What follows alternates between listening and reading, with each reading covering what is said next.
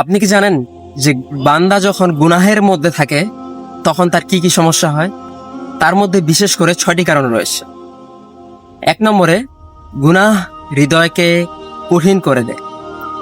এই কঠিন হওয়ার কারণে তার মধ্যে যে ইমানের নূর সেটা আর থাকে না, চলে যায়। 2 নম্বরে, রিজিক কমে আসে। গুনাহের কারণে রিজিকের যে বরকত সেটা আল্লাহ তাআলা তুলে নেয় এবং জীবনে অশান্তি নেমে আসে।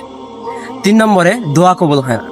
গুনাহ করার কারণে আল্লাহর কাছে দোয়াটা পৌঁছে যায় না। 4 নম্বরে, বান্দার উপরে আযাব নাজিল হয়ে যায়, দুনিয়া ও আখিরাতে শাস্তি নেমে আসে। এবং 5 নম্বরে, তওবা করা কঠিন হয়ে যায়।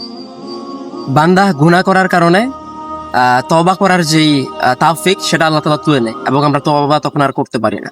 আল্লাহ তাআলা সূরা বাকারার মধ্যে বলেছেন যে খতামাল্লাহু আলা কুলুবিহিম ওয়া আলা সামিআইহিম ওয়া আলা